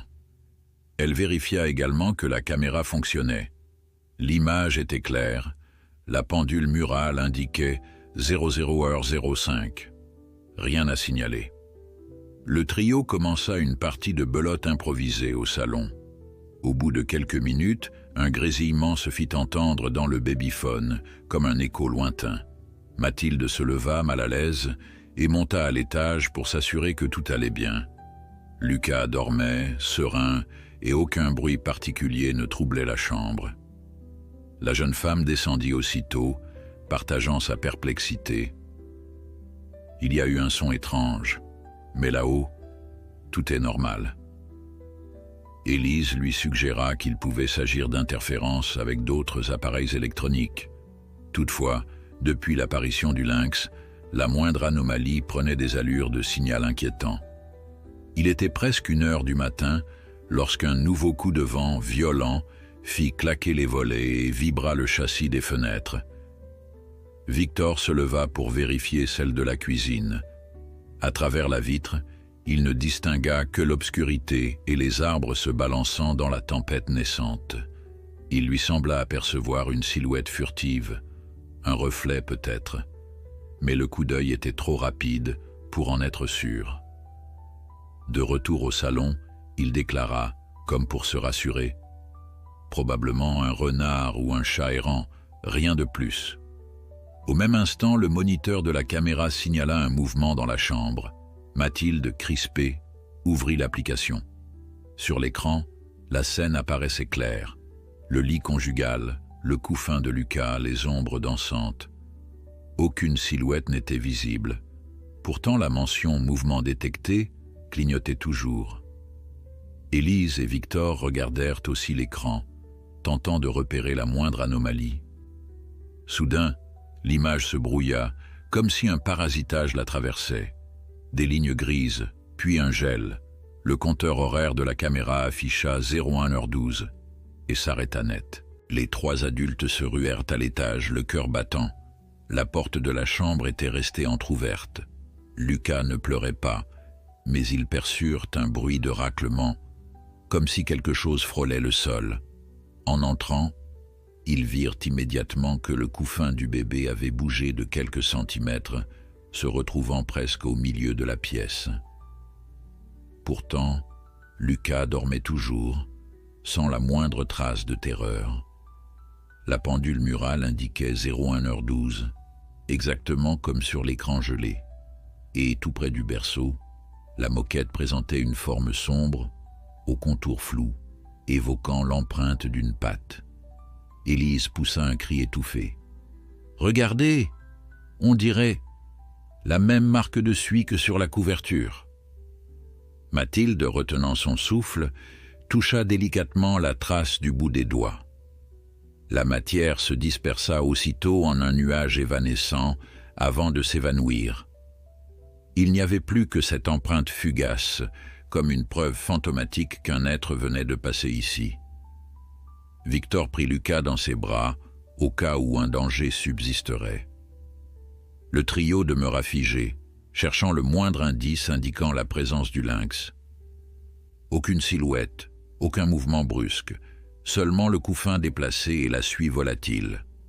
Comment un animal, fût-il sauvage ou anormal, avait-il pu entrer dans cette pièce sans franchir la porte? Élise osa une hypothèse. Peut-être qu'il a surgi. De nulle part? Les yeux de Mathilde se remplirent d'un mélange de peur et de résignation. Elle repensait aux chroniques du vieux livre, un lynx apparaissant dans les demeures, franchissant parfois les obstacles comme un fantôme. Ils descendirent ensemble, Lucas bien serré contre Victor.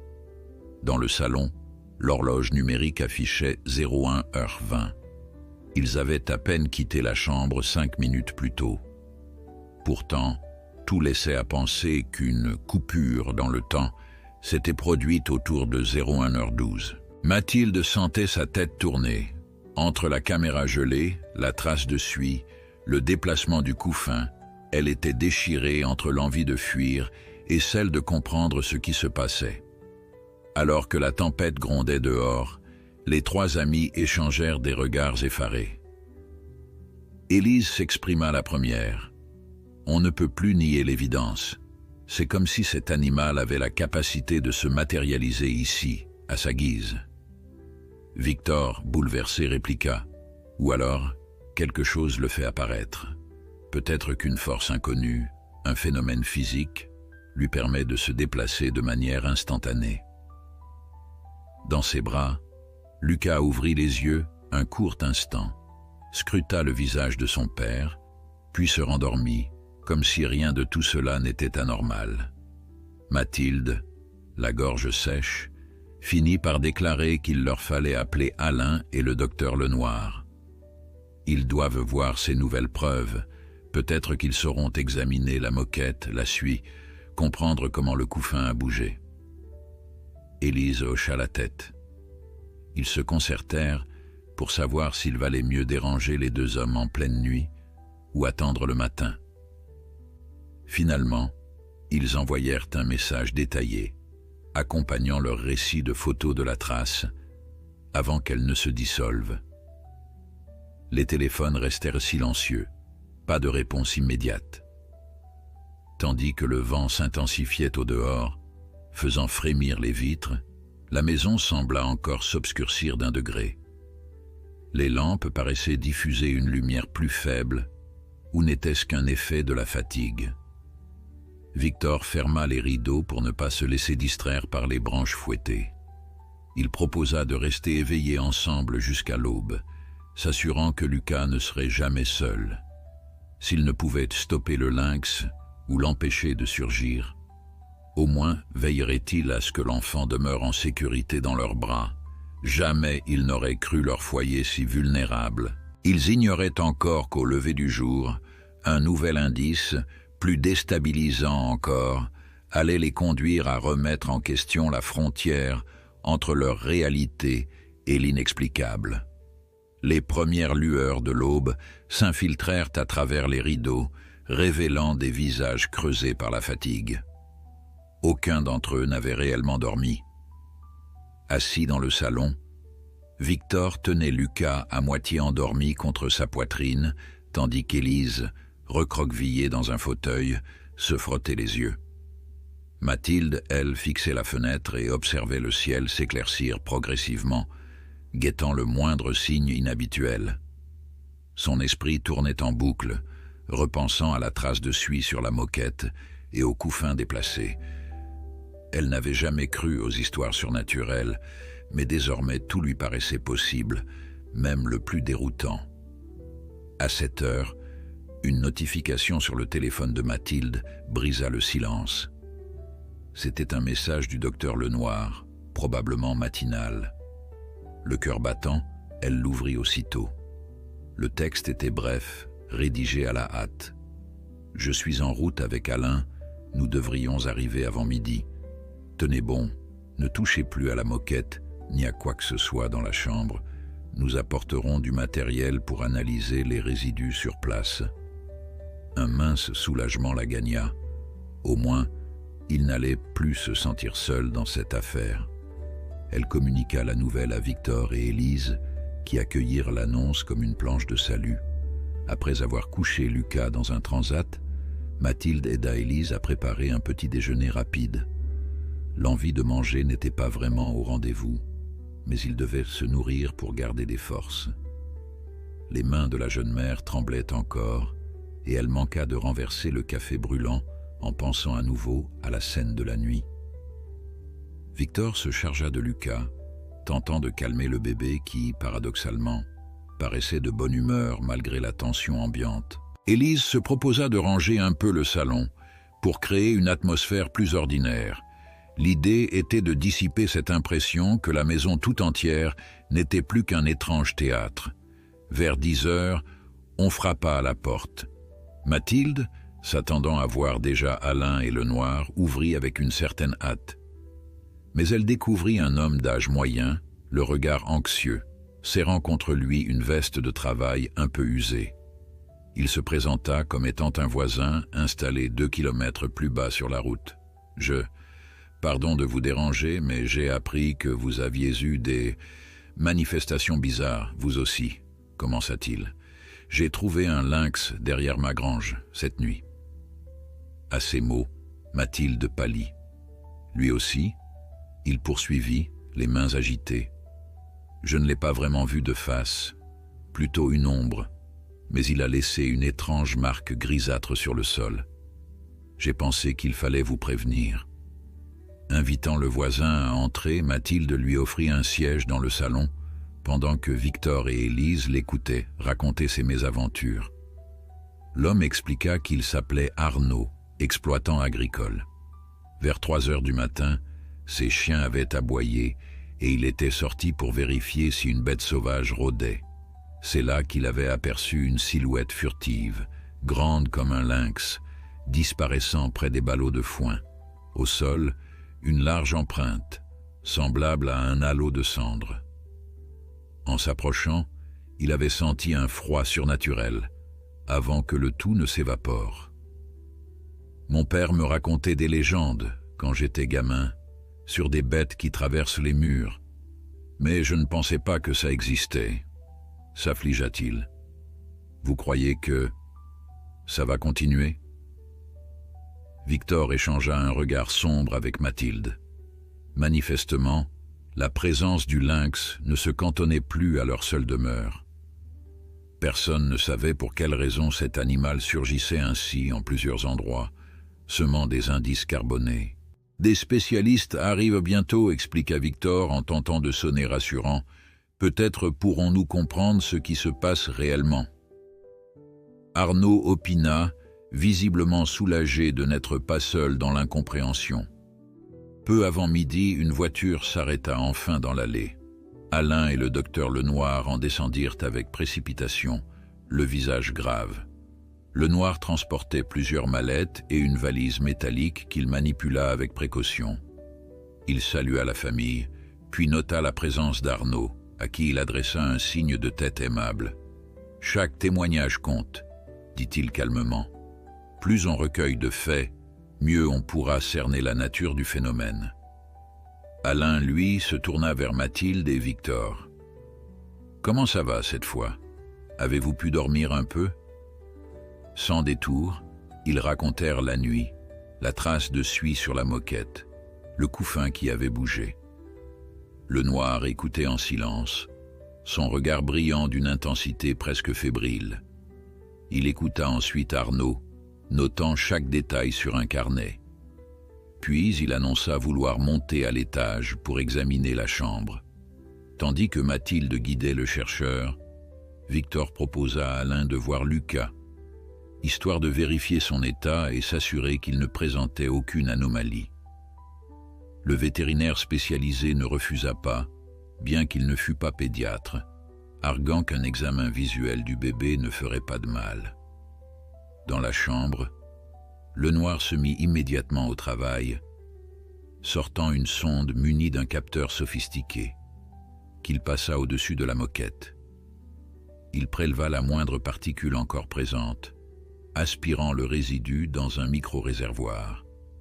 Il photographia également le sol depuis différents angles, notant la taille approximative de l'empreinte disparue.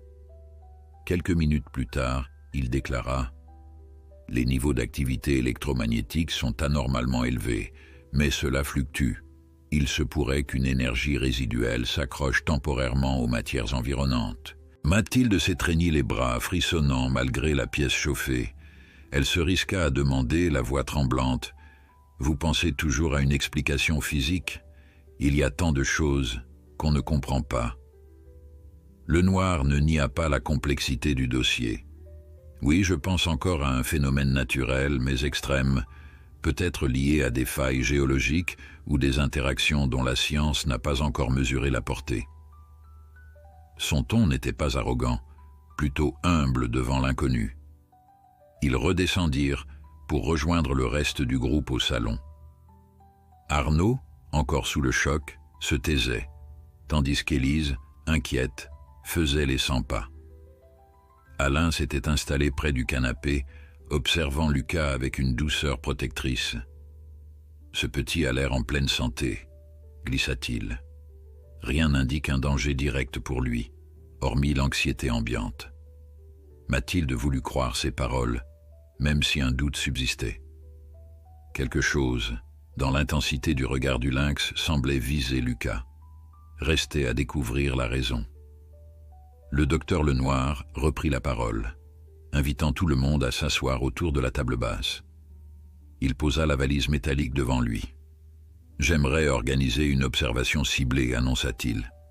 Je dispose de capteurs qui pourraient enregistrer la moindre variation de champ magnétique ou thermique. Nous pourrions en placer un dans la chambre, un autre à l'extérieur et un troisième dans votre salon.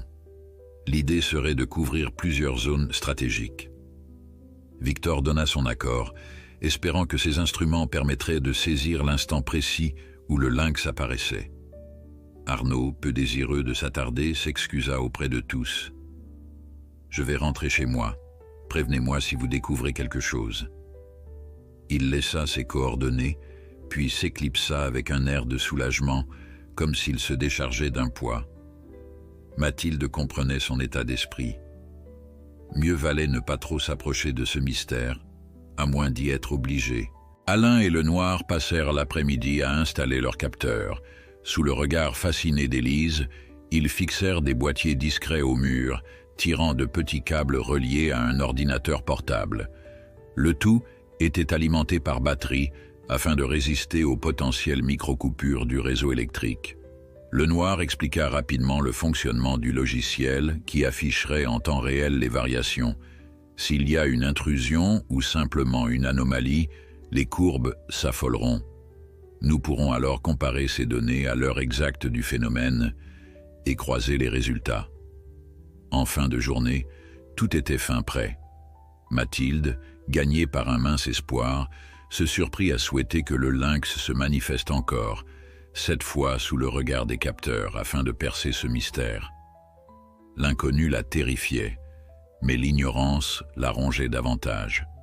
C'est alors que le téléphone de Victor sonna. Un numéro masqué encore. Il décrocha, la mâchoire crispée. Un silence avant que la voix grave ne murmure. Vous persistez, vous laissez la bête faire son œuvre. Il sera trop tard, bientôt. Puis la ligne se coupa. En entendant cette menace, le noir demanda aussitôt « C'était le même inconnu ?» Victor acquiesça. Alain pâlit légèrement. Tous comprirent que l'urgence grandissait.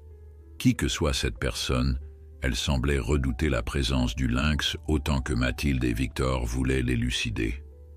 À la tombée de la nuit, ils savaient que la bataille se poursuivrait encore, l'animal rôdant sans doute entre deux mondes, prêt à se manifester de nouveau sous des formes inexplicables. Seuls les capteurs de Le Noir pourraient, peut-être, faire la lumière sur cette apparition. Et ils ne tarderaient pas à le savoir, car l'obscurité était déjà en train de réclamer son lot de secrets. Le soir même, la maison baignait dans un silence oppressant. Tous s'étaient préparés à la possibilité d'une nouvelle intrusion, mais cette fois les capteurs du docteur Le Noir étaient en place, veillant dans chaque recoin. 2 ordinateurs portables, installés au salon, affichaient en temps réel des courbes sinusoïdales représentant l'activité électromagnétique, thermique et infrarouge. De temps à autre, Élise, assise devant l'un des écrans, jetait des coups d'œil anxieux au graphe. Mathilde, adossée au mur, tenait Lucas dans ses bras, incapable de trouver le moindre apaisement. Son regard restait fixé sur la porte menant à l'escalier, comme si elle craignait de voir apparaître l'ombre d'un lynx d'une seconde à l'autre. Alain, le spécialiste en faune sauvage, se tenait près de la fenêtre à scruter l'extérieur. À la première alerte, il comptait contacter la gendarmerie, même si l'aide des autorités s'était jusqu'ici révélée limitée. De son côté, Le Noir manipulait un petit boîtier de télécommande pour s'assurer que les capteurs fonctionnaient correctement. Sa concentration était palpable. Il ressemblait à un chercheur en plein cœur d'une expérience capitale, bien plus qu'à un simple curieux. Dans un coin de la pièce, Victor, muet, semblait plongé dans une tension intérieure. Il avait installé Lucas dans un couffin improvisé, non loin de Mathilde, décidé à ne plus laisser son fils hors de sa vue. Les minutes s'égrenaient, rythmées par le tic-tac d'une horloge murale. Autour de 23h30, le vent, qui s'était apaisé durant la journée, se remit à souffler, secouant les volets et faisant craquer les poutres. Le même décor qu'à la veille, comme un recommencement angoissant. Tout le monde se raidit, attendant un signe. Mais les moniteurs restaient plats, pas la moindre anicroche. On entendait seulement le chuchotement de la brise et la respiration de Lucas, paisible malgré l'électricité ambiante. Aux environs de minuit, le téléphone de Mathilde vibra sur la table.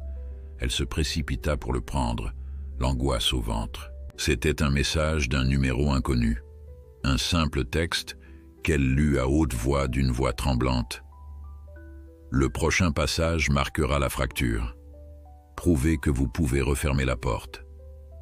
Les mots tenaient de la prophétie ou de la menace. Dans la pièce, un frisson parcourut chaque échine. Alain serra les poings, indigné. Le Noir fronça les sourcils, le regard rivé aux courbes pour détecter la moindre anomalie. Victor se demanda tout haut. La porte. Quelle porte? Notre porte d'entrée? Ou une porte symbolique? À 00h41, les capteurs enregistrèrent une première fluctuation. Les courbes s'agitèrent brusquement, l'électromagnétique grimpant en flèche, suivi d'une chute de la température en un seul point précis, comme si un vortex de froid se formait. Élise, penchée sur l'ordinateur, lança d'une voix fébrile. « Quelque chose bouge dans la chambre, je crois. » Mathilde sentit un nœud lui nouer la gorge. Et si le lynx était là, auprès du berceau vide? Sans attendre, tous montèrent à l'étage, prudemment, les lampes torches à la main. Le palier était plongé dans une obscurité inhabituelle. En arrivant devant la chambre, ils remarquèrent que la porte était grande ouverte et qu'une brise glaciale semblait s'en échapper. Le Noir leva sa torche. Dans la pièce, une ombre massive se détachait, à peine visible, près du lit d'adulte. Les rideaux, fermés pourtant, claquaient comme s'ils étaient agités par un courant d'air.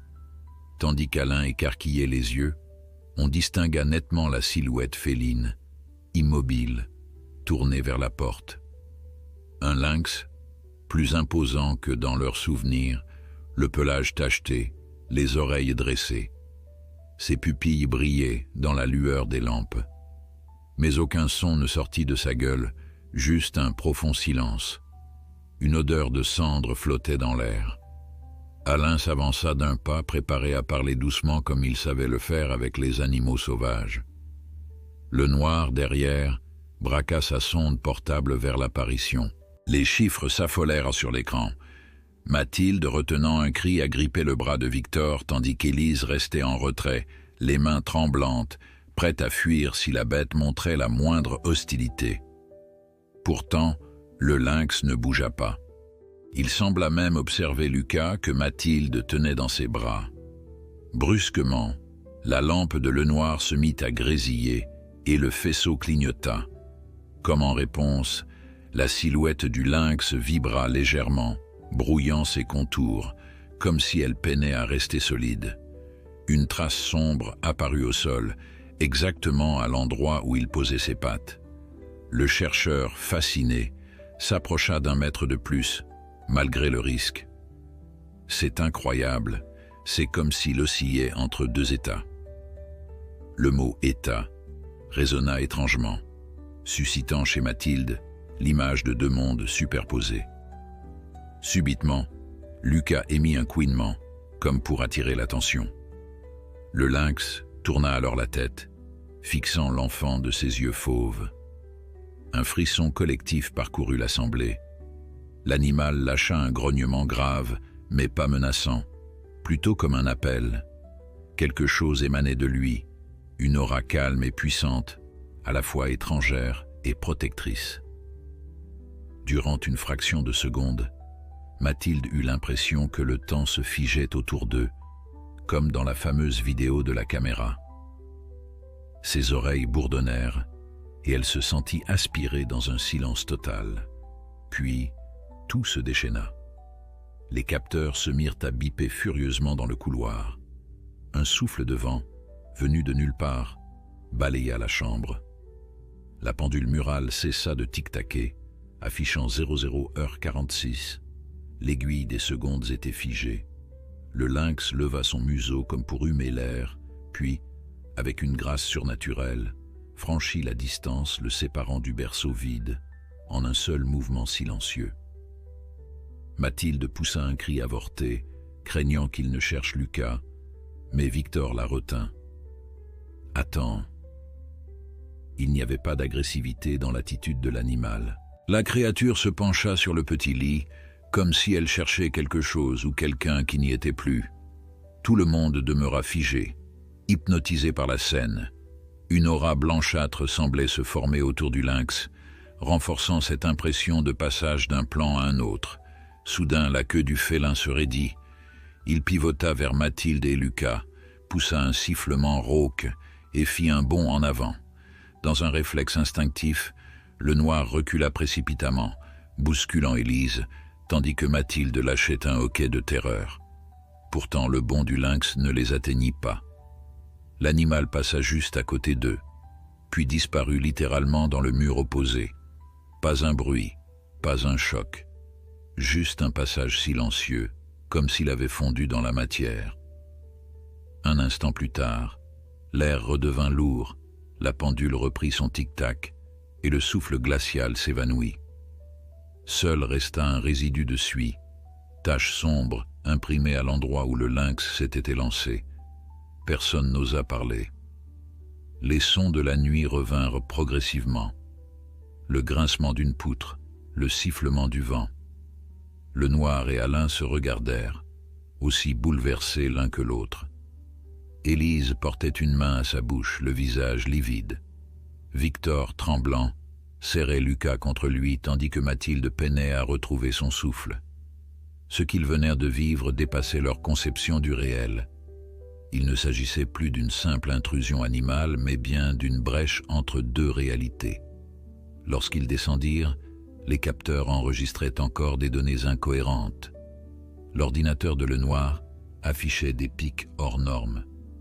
Le chercheur, la voix étranglée par l'émotion, déclara « C'est la première fois que je suis témoin, de mes yeux, d'une dématérialisation. » Alain, abattu, murmura « Ce n'est pas qu'un lynx, c'est autre chose, et ça vous cherchait. » Tous pensèrent à Lucas. Depuis le début, il semblait être le pôle d'attraction de la créature. Les yeux de Mathilde se remplirent de larmes. Elle ne savait pas si elle devait se réjouir que le lynx ait disparu ou craindre son retour imminent. Les paroles du message anonyme résonnèrent dans son esprit. « Prouvez que vous pouvez refermer la porte. » Il ne l'avait pas refermée. Au contraire, la bête était venue, avait confirmé sa capacité à rompre le cours normal du temps et de l'espace. Ils étaient impuissants, même avec toute leur technologie. Le jour commençait à poindre. Sans un mot, Lenoir éteignit ses capteurs, conscient que les données recueillies soulèveraient plus de questions qu'elles n'apporteraient de réponses. Alain, blême, déclara qu'il garderait le lynx en observation, si toutefois il réapparaissait dans le centre de soins animaliers, mais qui pouvait savoir où cette créature se manifesterait la prochaine fois. Mathilde, serrant Lucas, s'effondra dans les bras de Victor. Au fond d'elle, elle sentait que ce mystère ne s'arrêtait pas là. Quelque chose venait de s'ouvrir et plus rien ne serait jamais pareil.